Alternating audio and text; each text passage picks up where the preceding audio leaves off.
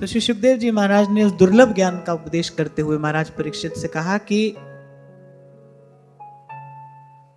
साधक का, उपासक का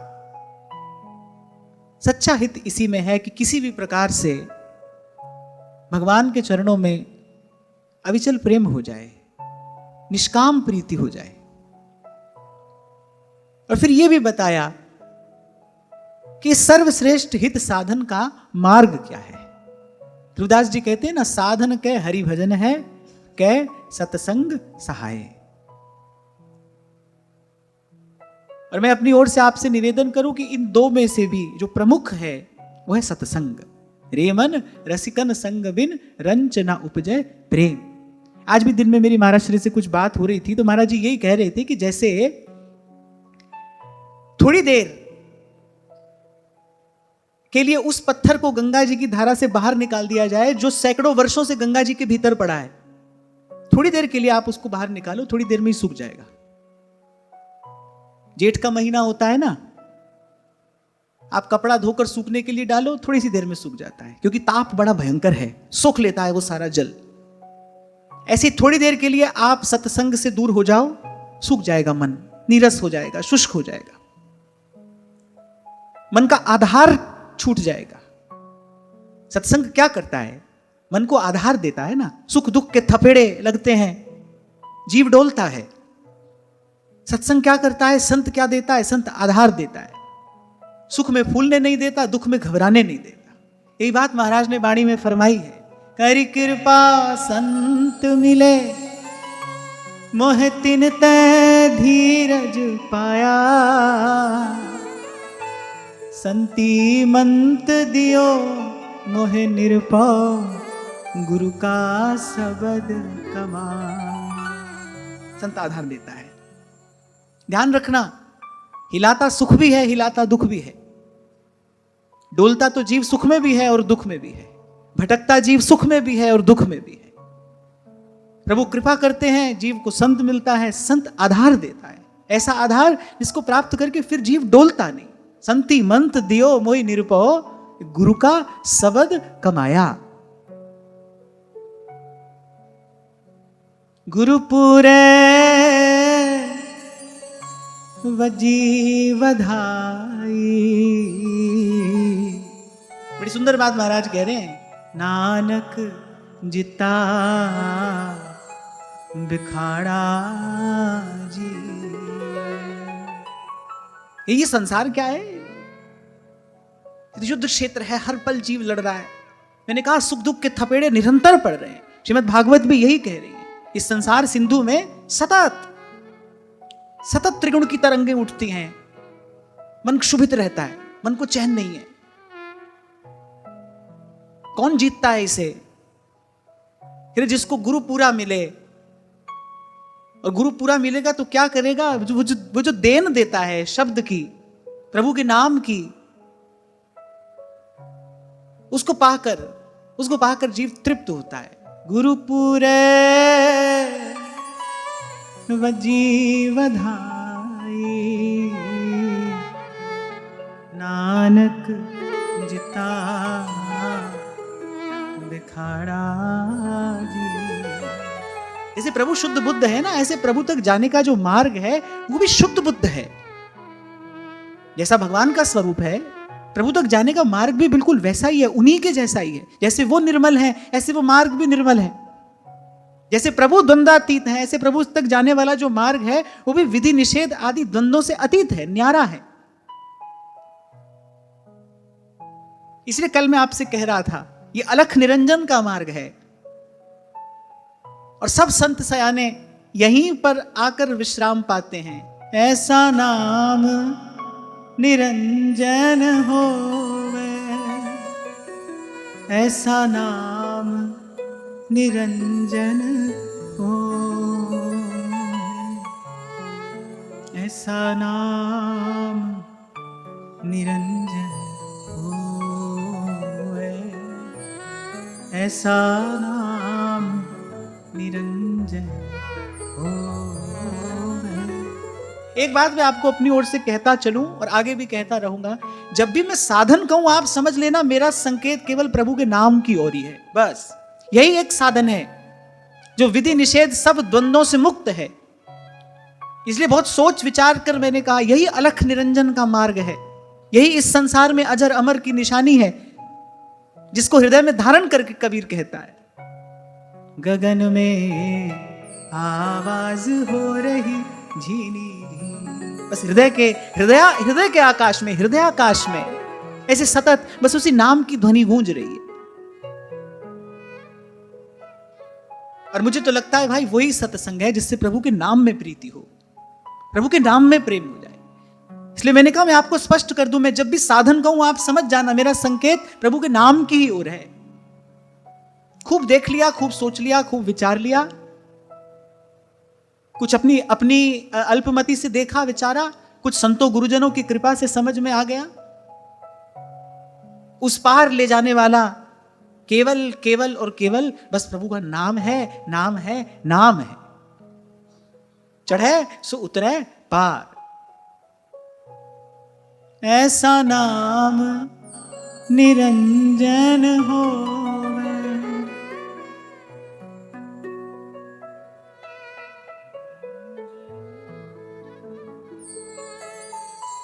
ऐसा नाम निरंजन होवे, ऐसा नाम निरंजन होवे।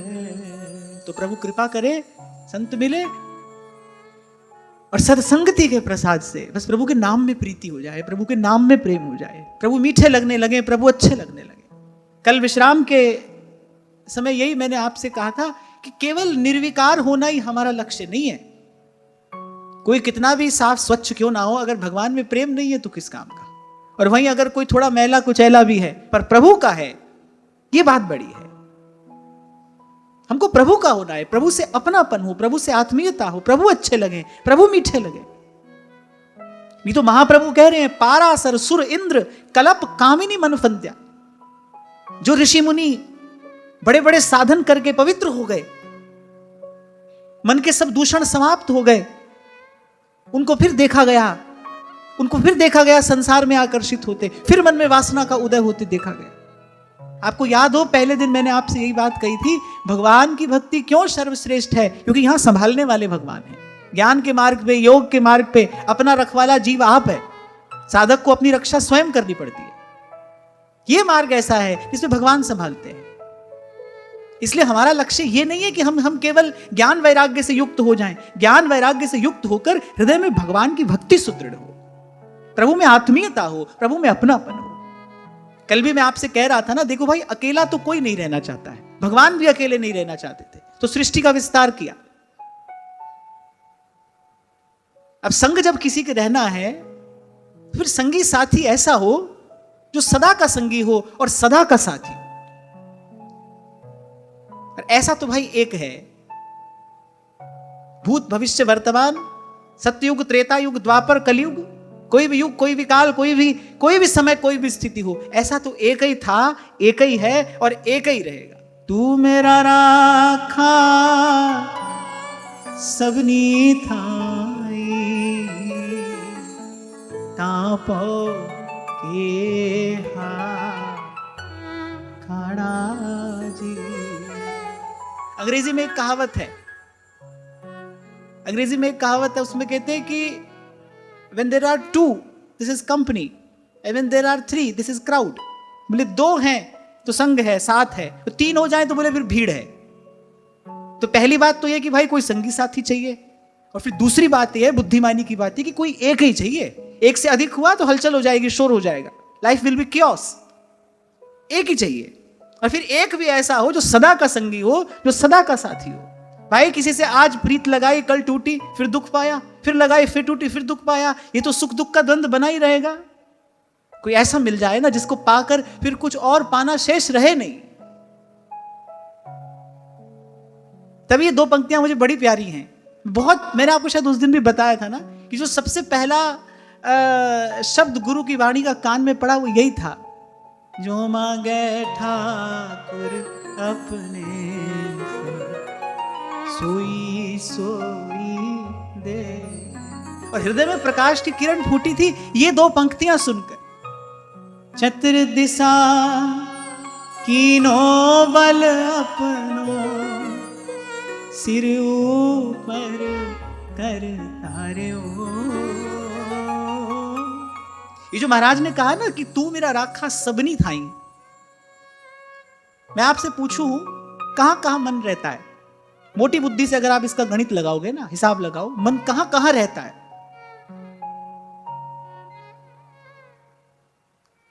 दो ही ठौर है, या तो सुख है या दुख है। संसार में तीसरी वस्तु तो है ही नहीं। द्वंद्व से बना संसार है, दो ही चीजें यहां पर, या तो सुख है या फिर दुख है। बीच की तो कोई वस्तु है नहीं। कभी मन यहां रहता है, कभी मन वहां रहता है। तो महाराज कह रहे हैं कि भाई वो रक्षक है, वहां भी रक्षा करता है, वहां भी रक्षा करता है। सुख में फूलने नहीं देता, उन्मत्त नहीं होने देता। सुख में आदमी मदान्ध हो जाता है, भूल जाता है भगवान को। अरे सुख में फूलने नहीं देता, दुख में घबराने नहीं देता। तो कहा तू मेरा राखा सबनी था। यहां कह रहे चतुर दिशा कीनो बल अपनो, सिर ऊपर कर तार्यो।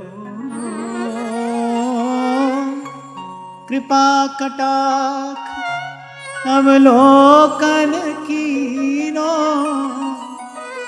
दास को दुख बिदार्यो। दास को दुख बिदार्यो।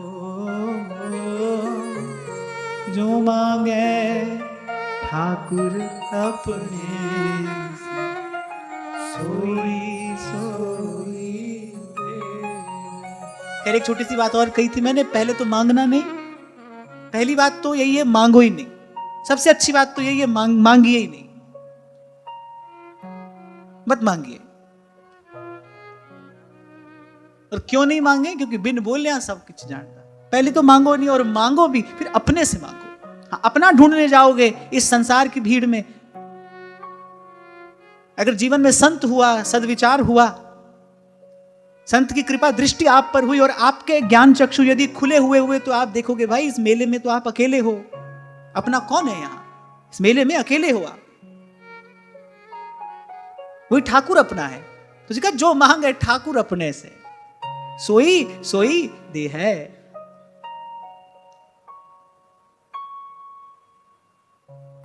पदे पदे श्रीमद् भागवत में पदे पदे यही बात आपसे कही जाएगी।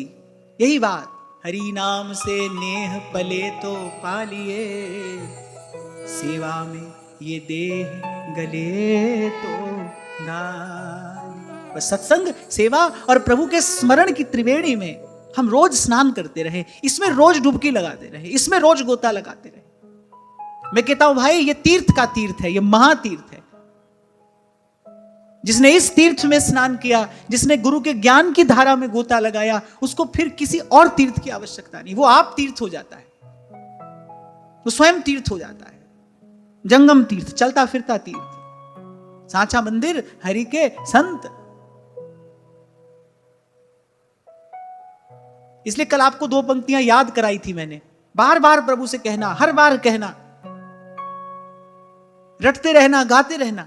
याद है? सुनाओ सुनाओ। चलो मैं थोड़ा साथ देता हूं आपका। जन के चरण बसे मेरे हियरे, जन के चरण बसे मेरे हियरे, संग पुनीता देही, संग जन के चरण बसे मेरे हियरे, जन के चरण बसे मेरे हियरे, संग पुनीता देही,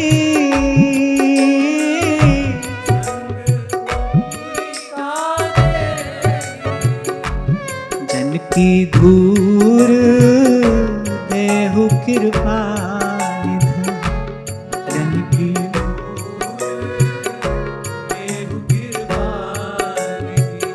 नानक के सुख एहि, नानक के सुख एहि, नानक के सुख एहि, नानक के सुख एहि।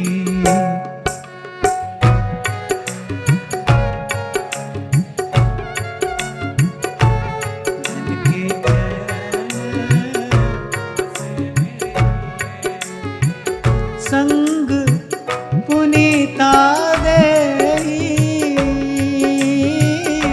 संग पुनीता देहि, जन की दूर देहु कृपा निधि, जन की दूर देहु कृपा निधि।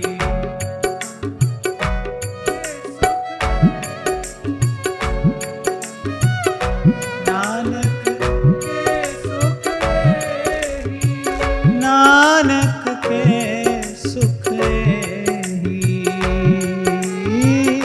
नानक के सुख एहि। जन के चरण बसे मेरे हिये, जन के चरण बसे मेरे हिये, जन के चरण बसे मेरे हियरे, जन के चरण बसे मेरे हिये।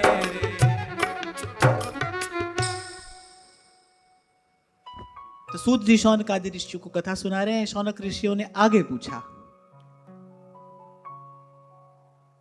उन्होंने पूछा कि महाराज परीक्षित ने पहले यह प्रश्न किया, जो मरणासन्न है, जिसकी मृत्यु निकट है, उसको क्या करना चाहिए? सार स्वरूप सिद्धांत क्या है? वेद शास्त्रों का सार क्या है? तो इस प्रश्न का उत्तर श्री सुखदेव जी महाराज ने दिया। जीव का कर्तव्य क्या है, इसका उत्तर सुखदेव जी महाराज ने दिया।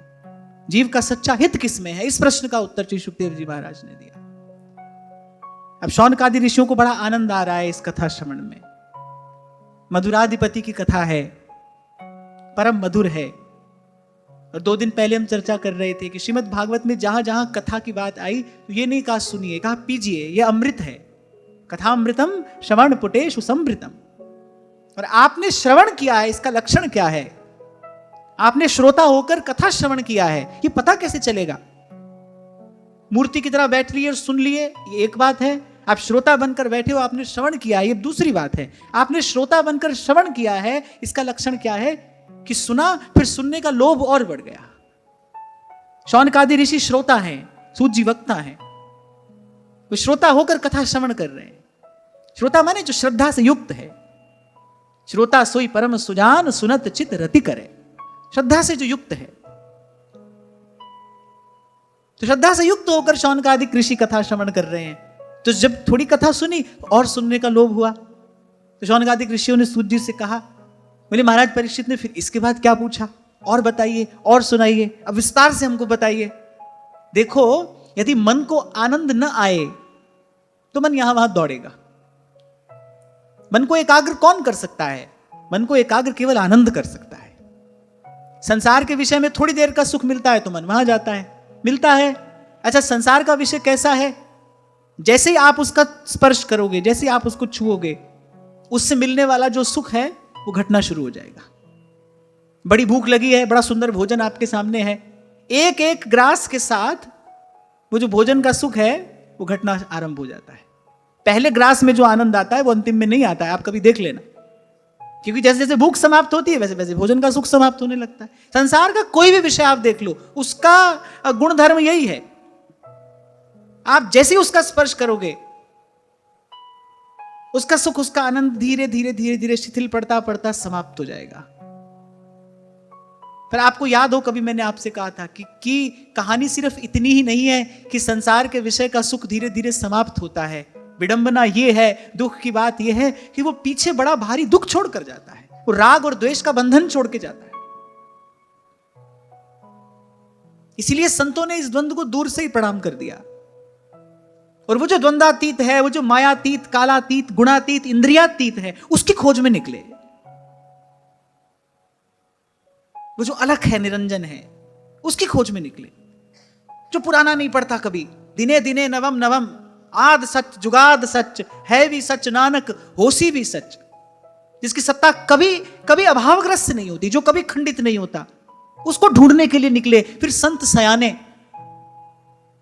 और मैं तो कहता हूं भाई सयाना वही है, बुद्धिमान उसी को मानना चाहिए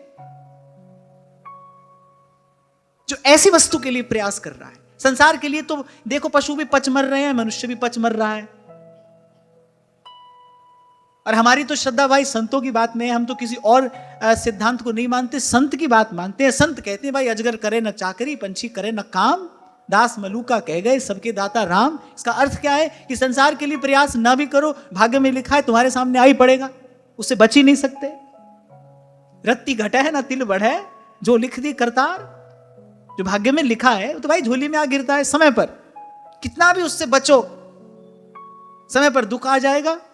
और कितने भी दौड़ दौड़ कर मंदिरों में तीर्थों में मनोरथों के धागे बांधो, जब सुख आना है तभी आएगा, जब जाना है तब चला जाएगा।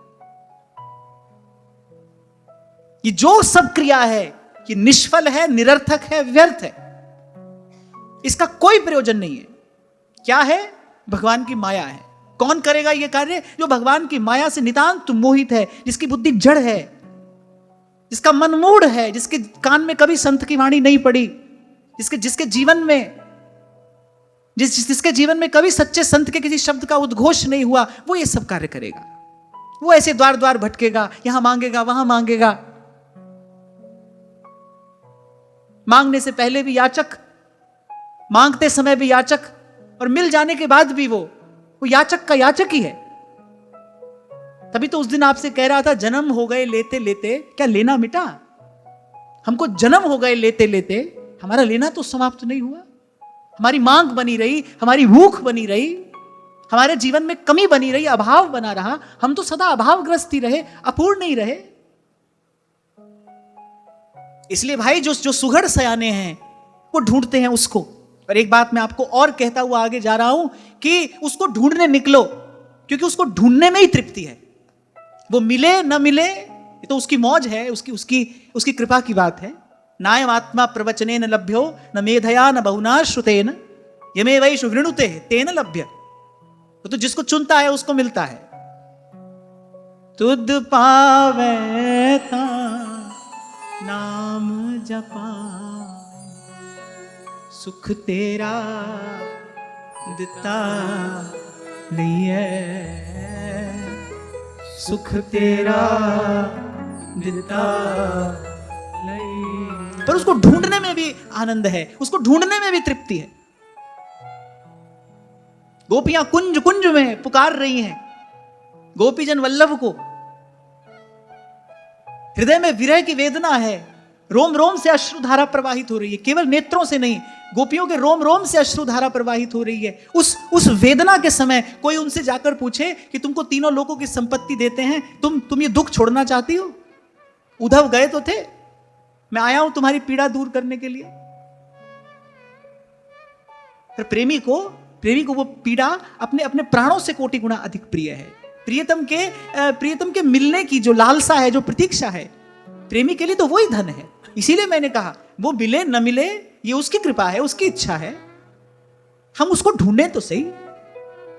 हमारा लक्ष्य तो यही हो कि भाई उसी को देखना है, उसी से मिलना है, उसी को पाना है, उसी को खोजना है। हमारा मन, हमारा चित्त, हमारी भावना, हमारी वृत्ति, उसकी दिशा तो वो हो। कौन? वो जो अलग है, जो निरंजन है, जिसको संत आद सच जुगाद सच कह रहे हैं, जिसको कबीर कहता है साईं की नगरी परम अति सुंदर, तहां कोई जाए ना आ। जिसको हमारे महाप्रभु जी ने कहा दृढ़ व्रत श्री हरिवंश को और मिटे न नित्य विहार।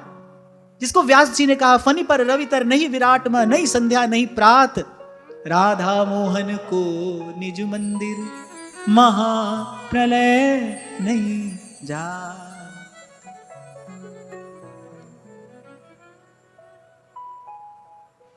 अभी कुछ दिन पहले किसी ने प्रश्न पूछा था, जब मैं उसका उत्तर नहीं दे पाया था। उसने कहा कि हमारी भगवान के निर्गुण स्वरूप में बड़ी निष्ठा है। बड़े अच्छे साधक थे, यहीं पर प्रश्न पूछा था, तब प्रसंग कोई और चल रहा था। उन्होंने पूछा कि हमारी निर्गुण स्वरूप में बड़ी निष्ठा है, पर आपकी कथा भी अच्छी लगती है। मैंने कहा पहली बात तो हमारी कथा नहीं है, कृष्ण की कथा है। पहले तो आप ठीक से कहिए, मुझे ये मत कहिए आपकी कथा अच्छी लगती है, ये कहिए कृष्ण की कथा अच्छी लगती है। क्योंकि आपने आगे जो प्रश्न पूछा है, तो उनका अगला प्रश्न था कि निष्ठा तो हमारी वहां है, आपकी कथा क्यों अच्छी लगती है। मैंने कहा आपने पूछा ठीक से नहीं, इसीलिए मन में उलझन है। अगर आप ठीक से पूछते तो आपके प्रश्न में ही उत्तर है कि निष्ठा तो हमारी निर्गुण में है, पर कृष्ण की कथा क्यों अच्छी लगती है। भगवान के गुण ऐसे हैं भाई। यहां जो कथा के प्रधान वक्ता हैं, उनके जैसा निष्ठावान कौन होगा निर्गुण में। पर वो भी कह रहे हैं भाई, कह रहे हमारा मन हर लिया, श्री कृष्ण के रूप ने, श्री कृष्ण की लीला माधुरी ने हमारा मन हर लिया, हमारे चित्त वित्त का हरण कर लिया।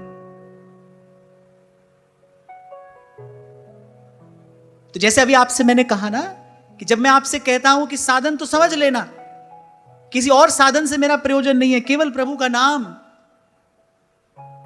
और जब मैं उस निर्गुण और न्यारे की बात करूं, जब मैं उस अलख निरंजन की बात करूं, जब मैं उस कालातीत, मायातीत और त्रिगुणातीत की बात करूं, तो आप समझ लेना मेरा संकेत किसकी ओर है।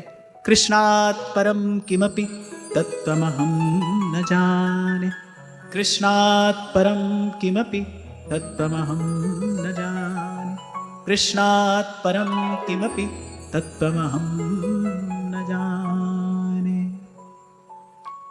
तो ऋषियों ने कहा कि हे सूत जी, इसके बाद महाराज परीक्षित ने और क्या पूछा और सुखदेव जी महाराज ने क्या उत्तर दिया। यहां एक बात ऋषियों ने कही, क्योंकि जो सुखदेव जी महाराज है ना, वो वर्णन करने में बड़े बड़े निपुण हैं, बड़ा मधुर वर्णन वो करते हैं, बड़ी मधुर रीति से भगवान की कथा सुनाते हैं।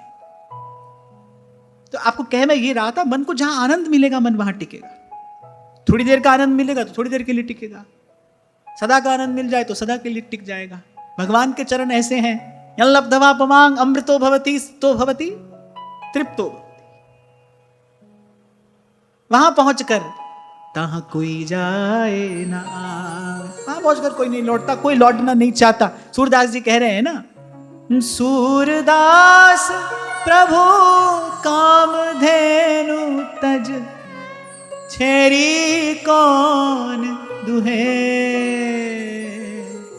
छेरी कौन दुहे। वहां पहुंच जाने के बाद फिर नहीं जाता है मन कहीं और। कल भी हम चर्चा कर रहे थे, काम को परास्त करने वाला श्री कृष्ण के अतिरिक्त और कोई नहीं है। श्री कृष्ण का नाम है, श्री कृष्ण का रूप है, जो इस वासना के विष को निर्मूल कर उस परम प्रेमामृत का बिंदु प्रदान करने में सक्षम है। और आपसे कई बार कहता हूं भाई, ये जन्म जन्म से जो हमारी भटकन है, हम चाहते क्या है।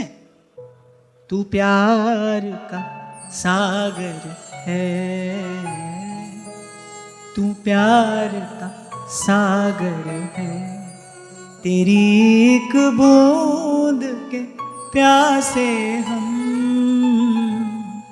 तू प्यार का सागर है, तू प्यार का सागर है। तो ऋषियों ने कहा कि आप हमको विस्तार से कथा सुनाइए। और जैसे सोने का सिक्का मिलने पर चांदी का सिक्का छूट जाता है,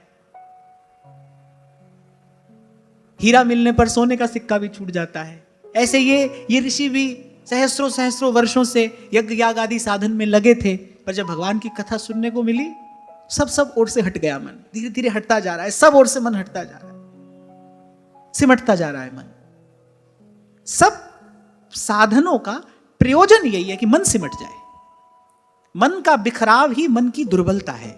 जितना मन बिखरा होगा उतना मन कमजोर होगा, दुर्बल होगा, उतनी आपकी संकल्प शक्ति क्षीण होगी। क्यों कबीर कहते हैं कि साईं इतना दीजिए जहां मैं ग्रस्त समाये, मैं भी भूखा ना रहूं और साध ना भूखा जाए। क्यों कहते हैं ये बात? इसीलिए कि भाई जितना जीवन में अनावश्यक संग्रह होगा उतना मन बिखरता चला जाएगा, चाहे वो वस्तु हो या व्यक्ति हो। आजकल तो ये बड़ा स्टेटस सिंबल होता है ना, फेसबुक पे आपके कितने फ्रेंड्स हैं, ऐसा होता है ना शंभू जी। इंस्टा पे आपके कितने फॉलोअर्स हैं, यूट्यूब पे आपके कितने फॉलोअर्स हैं, जितने ज्यादा उतने ही बड़े आप। और आध्यात्म की दृष्टि से ये बिल्कुल निंदनीय है। जितनी अधिक भीड़ आपके पास में है उतना ही तो आपका मन अधिक बिखरा है, चाहे वो वस्तुओं की हो या व्यक्तियों की हो, उतना ही आपका मन अधिक दुर्बल है, ध्यान रखना। इसलिए संतों ने कहा कि भाई संसार में रहना है, शरीर का निर्वाह तो करना है।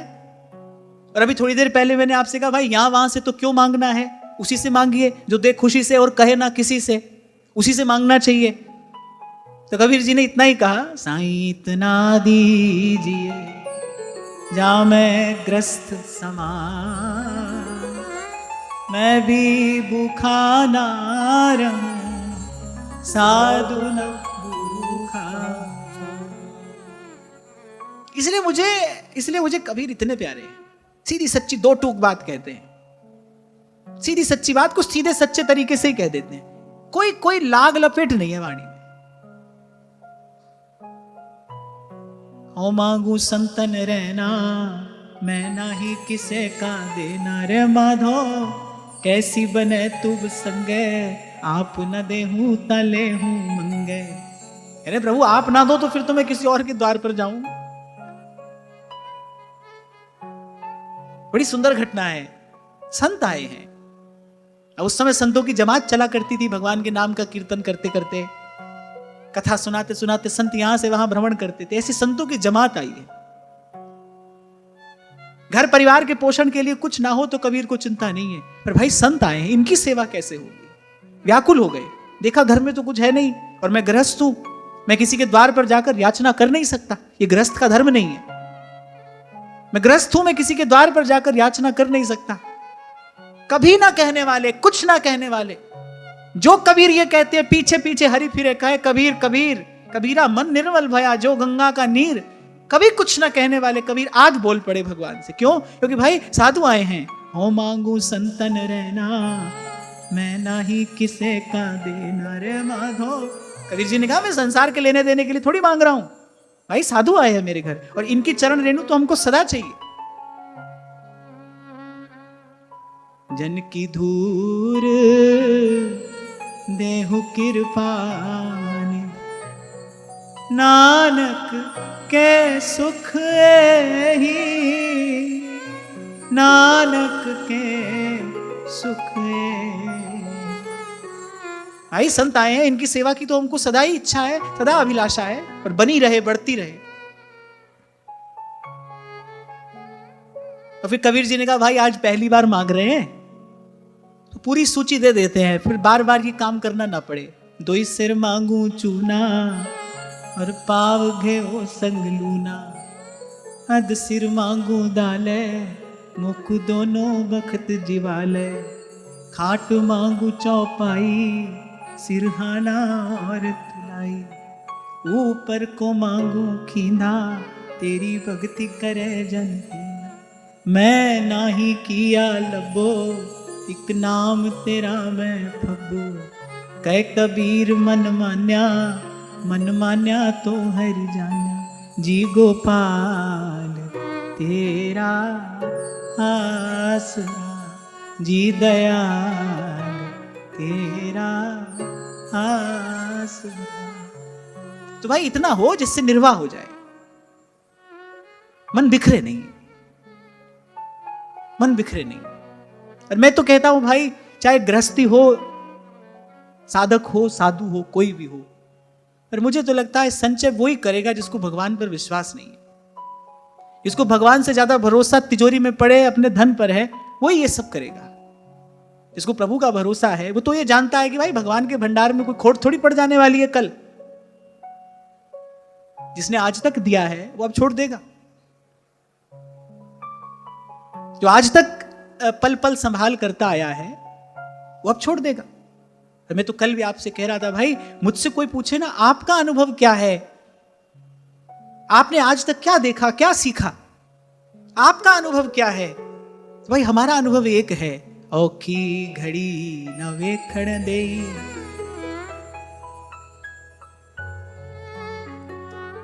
अपना बिरद संभाले।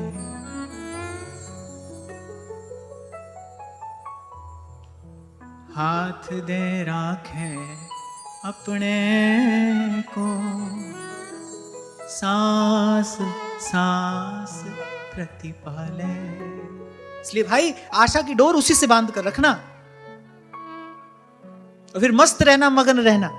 कोई गठरी सिर पर रखने की आवश्यकता नहीं है, किसी संचय की, किसी संग्रह की आवश्यकता नहीं है। सांस सांस प्रतिपाले। जाकी छूत जगत को लागे, जाकी छूत जगत को लागे, तापे तू ही ढरे, तू ढरे, तापे तू ही ढरे, तू ढरे।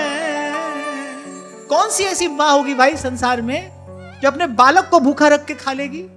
बालक भूखा होगा और मां का पेट भर जाएगा। कोई ऐसी मां हो संसार में जो जीव की एक जन्म की माता है, जिसके हृदय में केवल वात्सल्य का एक बिंदु है, वो भी अपने बालक को खिलाए बिना नहीं खा सकती। बालक भूखा हो तो चिंता व्याकुलता मां के हृदय में होती है, जो जीव की जन्म जन्म की माता है, जो मृदुता दयालुता कृपालुता की राशि है, जिसके हृदय में वात्सल्य का सिंधु है, जो करुणा निधान है, जो कृपा निधि है, उसको आपकी चिंता नहीं होगी? एक बार शांत मन से एकांत में बैठकर इसका विचार करना। तुमको अपने सखा स्नेही सुहृद की चिंता होती है, और ये यहां का संबंध तो क्या है, घड़ी दो घड़ी का संबंध है। जो सदा का संगी और सदा का साथी है, जो माता भी है, पिता भी है, जो गुरु भी है, जो रक्षक भी है, जो पोषक भी है, जिसके साथ सब नाते सब संबंध हैं, उसको चिंता नहीं होगी। इसलिए मैंने कहा भाई मुझसे कोई पूछे ना तो ये दो पंक्तियां मेरा अनुभव है। मैं पीछे मुड़कर देखता हूं तो पग पग पे यही अनुभव करता आ रहा हूं। हाथ दे राखे अपने को, सांस सांस प्रतिपाले। भक्त के घर में कुछ नहीं है, चिंता भगवान को है। और एक संत कहा करते थे, बोले भक्त का कार्य भगवान किसी से कहकर कराते नहीं है। ऐसे तो सारी प्रकृति उनकी सेविका है, उनकी परिचारिका है, पर भक्त का कार्य भगवान किसी से कहकर नहीं कराते। भक्ता दे कारज आप खलोता, स्वयं करते हैं भगवान। जाकी छूत जगत को लागे, तापे तू ही ढरे, तू ढरे, तापे तू ही ढरे, तू ढरे। नीचे ही ऊंच करे मेरा गोविंद, नीचे ही ऊंच करे मेरा गोविंद। काहू पे ना डरे, ना डरे, काहू पे ना डरे, ना डरे। और सबसे बड़ी बात है कि वो दाता है और देने में स्वतंत्र है। उसको देते समय विचार करने की आवश्यकता नहीं है। प्रभु के अतिरिक्त कोई भी आपको देगा, उसकी एक सीमा है देने की, वो अपनी सीमा से बाहर जाकर नहीं दे सकता। आप किसी देवी देवता की भी आराधना करो तो वो देवी देवता भी आपको कोई वरदान देगा तो अपनी सीमा में रहकर दे सकता है।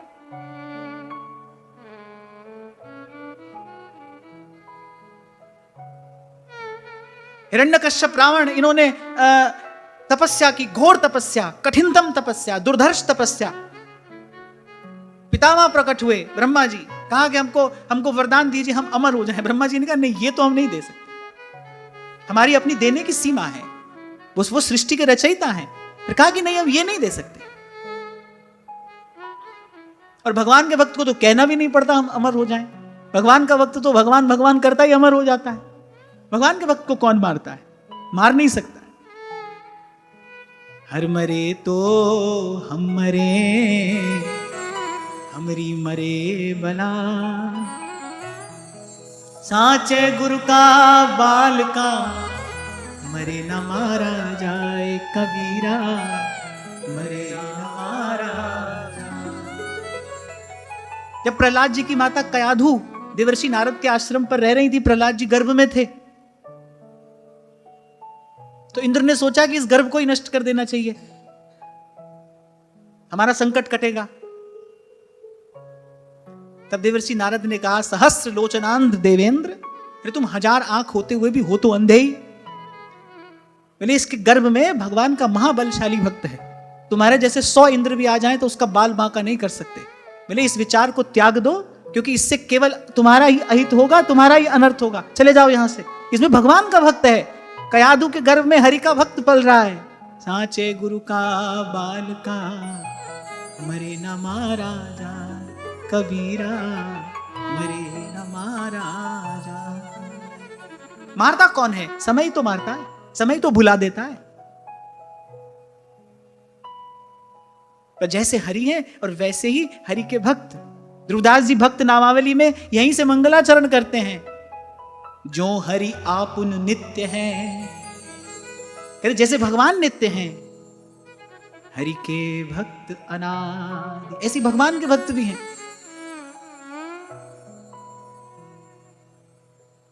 जानत तुम्हई होई जाही। इसलिए आपको मैंने कहा भाई, जो सुगढ़ सयाने हैं वो उसको ढूंढते हैं, वो उसको ढूंढते हैं, वो उसको खोजते हैं, वो उसको देखते हैं, उनको उसकी चाह है, उसकी अभिलाषा है। जहां ही लहे कछु लैन की चाह न हिये में होए, जिससे जन्म जन्म का ये संकट कटे। ये जो हम जन्म जन्म के भिक्षुक है ना, जिससे जन्म जन्म की याचना समाप्त हो, ये अभाव दूर हो। नाम जपत तृष्णा सब मिट्टी है, और नानक त्रिपत अघाही। तुम करो दया मेरे साथ, तुम करो दया मेरे साथ। ऐसी मत दीजिए मेरे ठाकुर, सदा सदा तुद त्यागी। तुम करो दया मेरे साईं, तुम करो दया मेरे साईं। तो ऋषियों ने कहा कि जहां सुखदेव जी जैसा वक्ता हो, महाराज परीक्षित जैसा श्रोता हो, दोनों ही विशुद्ध भगवत परायण है, दोनों का ही भगवान के अतिरिक्त कोई और लक्ष्य उद्देश्य नहीं है। उनका जो परस्पर संवाद हुआ होगा, उनके मध्य में जो चर्चा हुई होगी, बोले वो तो अवश्य ही लोक का मंगल करने वाली होगी, अंतःकरण को शुद्ध करने वाली होगी, तन मन जीवन को पवित्र करने वाली होगी। इसलिए वो चर्चा आप हमको विस्तार से सुनाइए। और जब ये चर्चा आरंभ हुई थी, मैंने आपसे कहा था, ये जो शौनकादिक ऋषि हैं, ये अमलात्मा जन हैं। सहस्रों सहस्रों वर्षों के साधन से, इंद्रिय निग्रह से इन्होंने अपने अंतःकरण को शुद्ध करने का विनम्र प्रयास किया। इसलिए इनको श्री सूत जी जैसा कोई वक्ता मिला है, इसलिए इनको प्रसाद में ये दिव्य कथामृत प्राप्त हो रहा है। ये वो कथा का अमृत है जिसे श्री सुखदेव जी महाराज ने देवताओं को देने से भी मना कर दिया था कि तुम जाओ, तुम व्यापार बुद्धि लेकर आए हो, इसलिए इस अमृत के अधिकारी नहीं हो। ये बड़े ज्ञानी ध्यानी योगी यति तपस्वी सन्यासी, ये शमदम साधनों से युक्त ये अमलात्मा जन जो बैठे हैं, ये याचना कर रहे हैं कि कृष्ण की कथा सुनाइए, हमको हरि की कथा सुनाइए। जिस भेंटे गति हो हमारी, जिस भेंटे गति हो हमारी। तब ऋषियों ने कहा, आयुर्हरति वै पुंसाम उद्यन्नस्तं चयन्नसौ, तस्यर्थे यत्क्षणो नीत उत्तम श्लोक वार्तया। बोले जिनका समय जा रहा है भगवान के स्मरण में, कथा में, कीर्तन में, उनका तो जन्म जीवन सार्थक है। बोले अन्यथा ये जो नित्य सूर्य उदय और सूर्य अस्त हो रहा है, केवल उनकी आयु का हरण ही तो हो रहा है। आपको याद हो कभी मैंने आपसे कहा था, ये जो घड़ी की टिक टिक है, ये कुछ बता रही है आपको, समय नहीं जा रहा है, जीवन जा रहा है। ये समय नहीं जा रहा है, आज का दिन नहीं गया, जीवन गया है, ये जीवन का एक हिस्सा गया है। और बड़ा विचार करके संतों ने कहा है भाई, देख समझ कर कहा है, बहुत गई थोड़ी रही और सो बीती जाए। इसको रोकने का कोई उपाय नहीं है, इसका कोई प्रत्युत्तर नहीं है, इस गति को रोकने का कोई उपाय नहीं है, काल की गति को रोकने का उपाय नहीं है। उपाय सिर्फ यही है, इस समय को सार्थक कर लिया जाए, इसका सदुपयोग कर लिया जाए। जैसा अभी मैंने आपसे कहा, सहस्त्रों सहस्त्रों वर्षों की कठोर तपस्या राक्षसों ने की, क्या पाने के लिए? कि हमको वो अमर पद मिले। अरे उस अमर पद का मार्ग किसी देवता की आराधना या तपस्या नहीं, उस अमर पद को प्राप्त करने का मार्ग तो सीधी सीधी हरि की भक्ति है।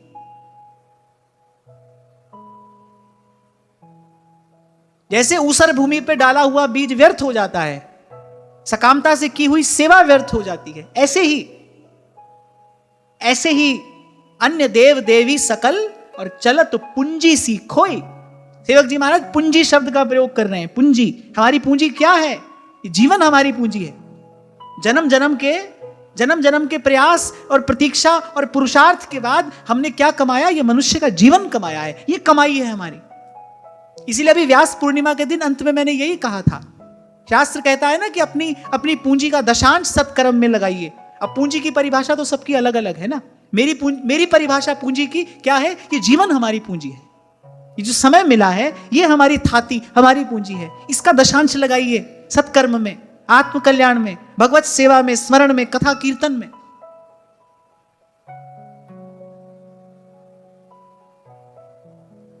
और फिर संत कहते हैं भाई, दो बातन को भूल मत, जो चाहत कल्याण। नारायण एक मृत्यु को, दूजे श्री भगवान। जन्म लेते ही देयर इज अ डेडलाइन, एक नियत अवधि है आपके पास। एक श्वास, एक पल, उसी की ओर जा रहे हैं आप। देखो, दो ही बात है, भजन कर रहे हो तो भगवान की ओर जा रहे हो, और नहीं कर रहे तो पल पल मृत्यु की ओर ही तो बढ़ रहे हो। और कहा था मैंने आपसे, जो मरेगा वो फिर जन्मेगा, और जो जन्मेगा वो मरेगा। पुनरपि जन्मम पुनरपि मरणम पुनरपि जननी जठरे शयनम। इसलिए सुमिरन कर ले मना, तेरी बीती जाती उमर, हरि नाम बिना सुमिरन कर ले मना।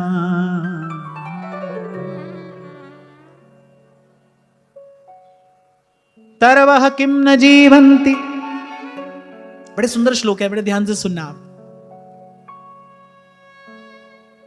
ये बड़े विवेकी मुनि जो बैठे हैं ये कह रहे हैं कि हे सूत जी, तरवह किम न जीवंती, भस्त्राः किम न श्वसन्त्युत, न खादन्ति न मेहन्ति, किम ग्राम पशवो परे। ऋषियों ने कहा, हे सूत जी, ऐसे तो क्या वृक्ष नहीं जीते?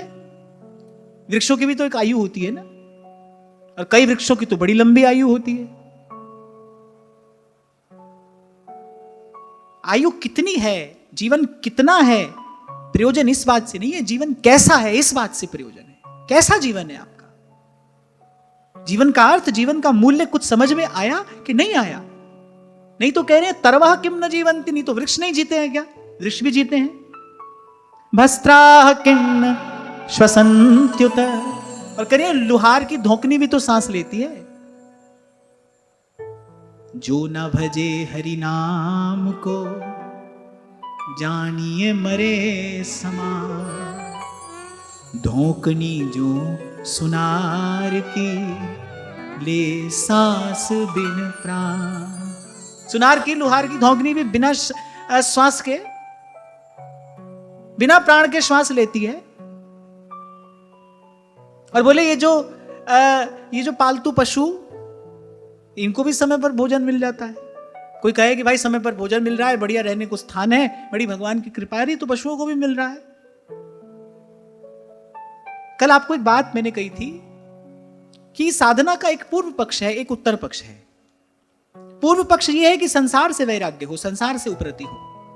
संसार की क्षणभंगुरता, अनित्यता का बार बार विचार करने से संसार से वैराग्य होगा।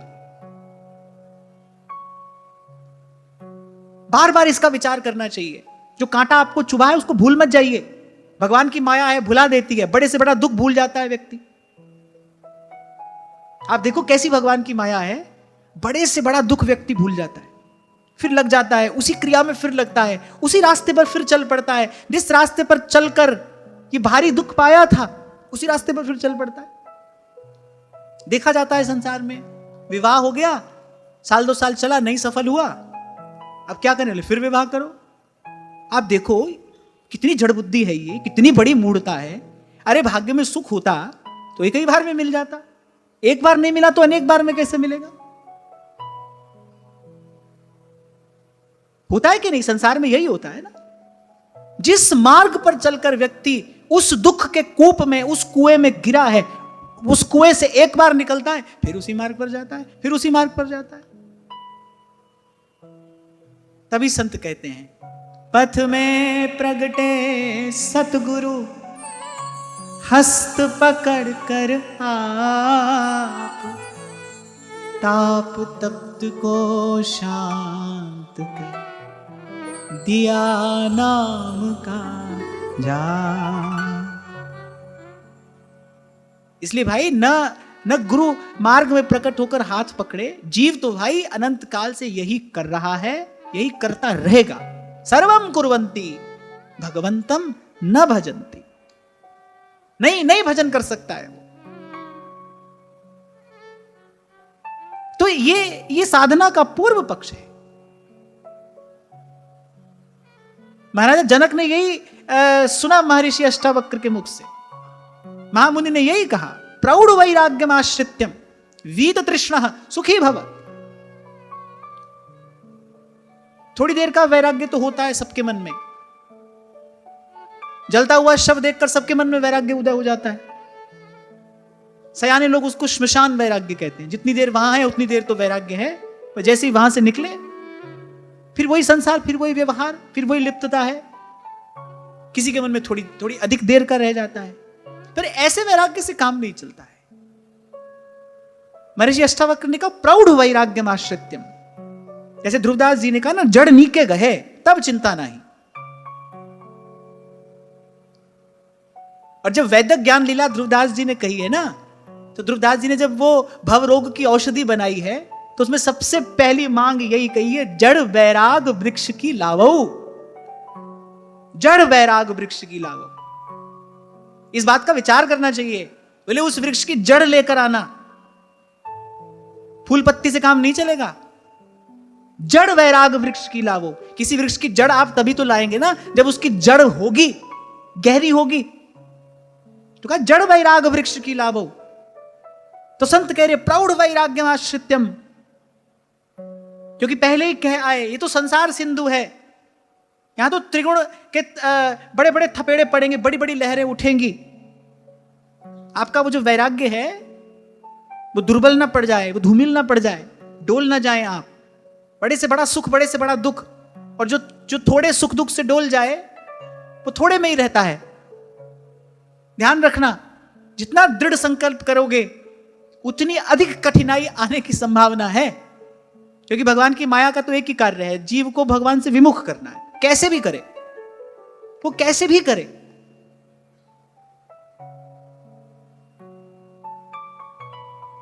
आज भी महाराज जी से चर्चा जब हो रही थी तो यही बात चर्चा में निकल कर आई। कहीं तक भी पहुंच जाने के बाद भाई भगवान की माया का भय बना रहता है। और महाप्रभु जी ने यही सावधान किया, यही डरप हरिवंश हित। जीव विमोहित हो जाता है, हो सकता है। इसलिए बार बार इसका विचार करना चाहिए। वो जो संसार से दुख मिला है उसको भूलिए मत, उस मार्ग पर दोबारा मत जाइए, उस पथ पर फिर पांव मत रखिए। थोड़ा कठिन तो है, ये थोड़ा कठिन है, पर भगवान सहाय होते हैं। जो वस्तुतः चाहता है इससे मुक्त होना, उसकी सहायता भगवान करते हैं। यही भगवान की कृपा है, यही भगवान की करुणा है। जो ईमानदारी से चाहता है कि मैं इससे मुक्त हो जाऊं, उसकी सहायता भगवान करते हैं। अगर उसकी सहायता भी भगवान नहीं करें फिर तो भाई संतों के और शास्त्रों के, पुराणों के इन सब वाक्यों का कोई अर्थ ही नहीं रह जाता। अगर साधक की सहायता भी भगवान नहीं करें, क्योंकि अपने बल से तो जीव पहुंच नहीं सकता। अरे पहुंचेगा क्या, अपने बल से तो जीव चल नहीं सकता। फिर तो भगवान की बात झूठी हो जाए। करऊं सदा तिनकी रखवारी। तभी तो रैदास जी ने कहा, नीच ऊंच करे मेरा गोविंद, काहू पे ना डरे ऐसी लाज तुद बिन कौन करे। और इसके अतिरिक्त, भगवान के अतिरिक्त कोई भी देगा तो उसकी अपनी देने की सीमा भी है, और वो आपकी योग्यता और पात्रता का विचार भी करेगा। आपको याद हो तो कुछ समय पहले ये सुनाई थी घटना मैंने आपको। एक साधक ने किसी देवता विशेष की आराधना करनी आरंभ कर दी। भाई हम वरदान लेंगे, संसार में हमारा यश हो, हमारी प्रतिष्ठा हो, हमारी कीर्ति हो। एक बात आपको मैं और बताऊं, ये जो ख्याति है ना, ये भी एक प्रकार की सिद्धि है। अनेक सिद्धियों में महाराज जी ख्याति नाम की भी एक सिद्धि है। अगर आपके मन में इसी की इच्छा है तो फिर भगवान यही देंगे, भजन से आपको यही मिलेगा, ख्याति मिलेगी। पर है ये एक सिद्धि ही। और काशी के प्रसिद्ध सिद्ध संत गुदड़िया बाबा ये बात कहा करते थे, बोले भजन करने वाले को सिद्धि मिलती तो है, पर जैसे ही कोई साधक सिद्धि का प्रयोग कर लेता है, सिद्धि का प्रयोग करना ही सिद्धि को स्वीकार करना है। सिद्धि आपके पास आ गई, लेकिन यदि आप उसका प्रयोग नहीं करते तो माने आपने अस्वीकार कर दिया। लेकिन यदि आपने सिद्धि का प्रयोग किया, सिद्धि का प्रयोग ही सिद्धि की स्वीकृति है, आपने सिद्धि को स्वीकार कर लिया। और जैसे ही कोई सिद्धि को स्वीकार कर लेता है तो कहते बड़े दीर्घ काल तक उसका जो संयोग है वो सिद्ध लोक से हो जाता है। माने वो यहां से अपना प्रारब्ध पूर्ण कर भी लेगा, फिर सिद्ध लोक में जाएगा। माने भगवान की प्राप्ति नहीं होगी, प्रभु के चरण नहीं मिलेंगे, उस अमर पद की प्राप्ति नहीं होती है। फिर आना पड़ता है संसार में, फिर आना पड़ता है। तो उन्होंने एक देवता विशेष की आराधना की। उनको इच्छा थी भाई हमारा नाम हो, हमारा यश हो, हमारी प्रतिष्ठा हो, बड़े बड़े लोग हमारे सामने नतमस्तक हो। ये भी एक प्रकार की कामना ही तो होती है, एक प्रकार की कामना ही है ये, भाई बड़े बड़े लोग हमारे सामने नतमस्तक हो। क्योंकि जो भगवान का भक्त है वो तो अपने सामने किसी को झुकाना नहीं चाहता। वो तो ये कहता है मेरा सिर भगवान के चरणों में झुका रहे, मेरा मस्तक झुका रहे प्रभु के चरणों में। कहो नानक सब तेरी वड्याई, कोई नाम न जाने मेरा। अब भाई अच्छे साधक थे वो। जब अनुष्ठान किया, देवता प्रकट हुए। देवता ने कहा क्या चाहते हो? उसने कहा हम बस यही चाहते हैं, किसी का कैसा भी रोग हो हम उसको स्वस्थ कर दें। अब देवता लोग देने में बड़े चतुर होते हैं। उसने कहा नहीं ये तो नहीं दे सकते हम। बोले अगर हमने इसको यही दे दिया तो फिर हमारे पास कौन आएगा? इसको ये नहीं दे सकते। तो दे तो दिया, क्योंकि भाई प्रसन्न हुए थे, और देवता का दर्शन अमोघ होता है, खाली नहीं जाता है। देवता देने के लिए बाध्य थे, तो उन्होंने थोड़ा टर्म एंड कंडीशन लगा दिया। बोले चलो ठीक है, दे तो देते हैं हम तुमको, पर साथ में एक हमारी शर्त है, तुम्हारे रक्त की एक बूंद जिसको भी मिलेगी वो स्वस्थ हो जाएगा। लो, ऐसे देते हैं देवता। तो पहली बात तो उनकी देने की अपनी एक सीमा है, वो आपको सब कुछ नहीं दे सकते। और वो आपको कुछ भी दे दें, वो आपको कुछ भी दे दें, लेने के बाद आपका लेना बना ही रहेगा, आपका अभाव दूर नहीं होगा। तृप्ति तो भाई आत्मा को होती है, और आत्मा परमात्मा से मिलकर ही तृप्त होती है, इससे कम नहीं। तो पहली बात तो वो सब कुछ नहीं दे सकते। उनके देने के बाद भी जीवन में पूर्णता नहीं आती, तृप्ति का लाभ नहीं होता, जीवन का अभाव बना रहता है। और फिर वो आपकी योग्यता पात्रता का बहुत विचार करते हैं। और एक और बात, कोई भी सिद्धि हो उसकी एक अवधि भी होती है, उसकी एक समय सीमा होती है। कोई भी सिद्धि अनंत काल के लिए नहीं मिलती है, उसकी एक समय सीमा होती है। वो एक काल के लिए आपको मिलेगी और उसके बाद आपका त्याग कर देगी। एक प्रभु हैं, तेरी बख्शना मेटे कोई, सतगुरु का दिलासा, सतगुरु का दिलासा। जो वस्तु प्रभु से मिलती है वो नष्ट नहीं होती।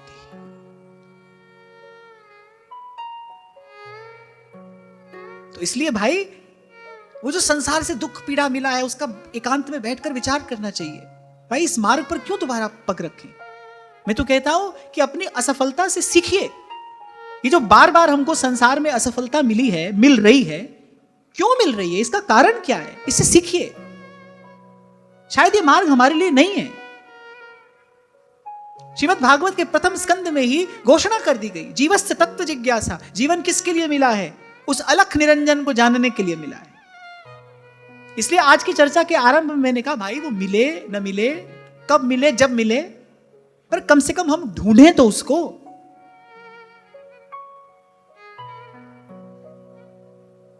जो निर्गुण है और न्यारा है। और यहां निर्गुण का अर्थ गुणहीन नहीं है, जो गुणातीत है, जो सब गुणों से परे है, सब गुणों से पार है, सब गुण जिसमें निवास करते हैं, सब गुण जिसका सेवन करते हैं, जिसके आश्रय आधार से गुण गुण कहलाते हैं, हम उसकी बात कर रहे हैं। कहत कबीर सुनो भई साधो, कहत कबीर सुनो भई साधो, जाए अगम की वाणी गगन में आवाज हो रही झीनी झीनी, गगन में आवाज हो रही झीनी झीनी।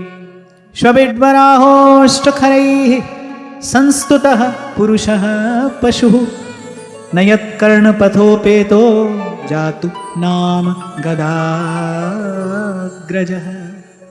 ऋषियों ने कहा कि जिनके कान में कभी भगवान का नाम नहीं पड़ा, कभी श्री कृष्ण की कथा नहीं पड़ी। अब यहां जो लिखा है मैं आपको वही पढ़कर बता रहा हूं। बोले वो नर, बोले कुत्ते, सूकर, ऊंट और गधे से भी गया बीता है। स्वामी श्री शरणानंद जी महाराज यही बात कहते थे।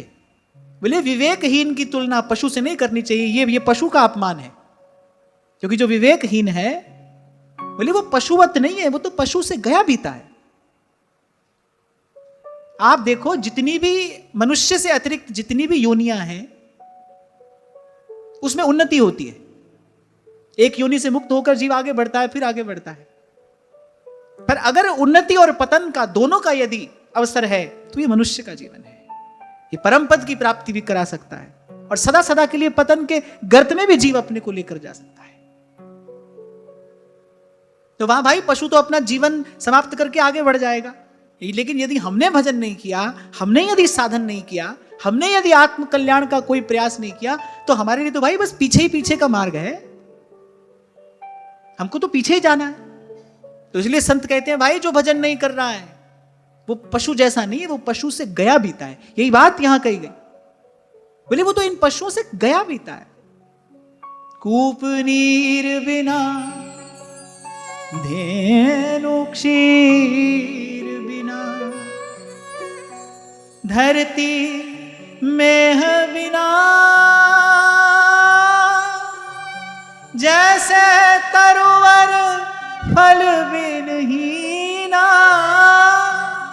जैसे तरुवर फल बिनहीना, तैसे प्राणी हरि नाम बिना, सुमिरन कर ले मना, तेरी बीती जाती उमर, हरि नाम बिना, सुमिरन कर ले मना। अरे आज तक ब्रह्म भूल में ही पड़े थे, आज तक ब्रह्म भूल में पड़े थे, आज तक दुख द्वंद में पड़े थे, आज तक राग द्वेष में पड़े थे। यानी क्या प्रभु की कृपा हुई, हमको ये सतमार्ग मिला है। ये सदमार्ग भी है और ये सत्मार्ग भी है। संतों गुरुजनों की कृपा हुई, आचार्यों की कृपा हुई, हमको परम सत्य की ओर ले जाने वाला ये सतपथ मिला है। अब और समय न गंवाइए, हटाकर जीवन से अपने सब द्वंद, सब भ्रम। देखता हूं कैसे कैसे भ्रमों में, कैसे कैसे वहमों में व्यक्ति पड़ा रहता है। उसकी चेतना कितनी उलझी रहती है। इतने उलझे हुए लोग मैंने देखे हैं कि पानी भी पिएंगे तो मुहूर्त देखकर पिएंगे। छोटी छोटी बात के लिए मुहूर्त का विचार करते हैं। कौन सा समय शुद्ध है भाई? जिस समय में भगवान का नाम हो वही समय शुद्ध है, वही घड़ी, वही काल, वही बेला शुद्ध है, मंगलमय है, पवित्र है। प्रभु के नाम का उच्चारण जिसमें हो जाए, प्रभु के नाम का स्मरण जिसमें हो जाए। नहीं तो कान खोलकर सुन लो, यहां सब कुछ अशुद्ध है, अपवित्र है। एक प्रभु का नाम है, जहां से आज मैंने चर्चा आरंभ की। ऐसा नाम निरंजन होवे, ऐसा नाम निरंजन होवे, ऐसा नाम निरंजन होवे, ऐसा नाम निरंजन होवे। मैं चाहता हूं कि आप नाम जपे भी सही, और उस जप में, जो नाम जप आपके द्वारा किया जा रहा है, उसमें आपकी पूरी श्रद्धा और पूरा विश्वास भी हो, उसकी आपको पूर्ण प्रतीति भी हो कि हम सर्वश्रेष्ठ साधन करने में लगे। हमको किसी और लाठी की अब आवश्यकता नहीं है। हम गुरु की कृपा से उस जहाज पर चढ़ गए हैं जो इस भव सिंधु से पार ले जाने वाला है। सेवक जी महाराज ने 15वें प्रकरण में यही बात तो कही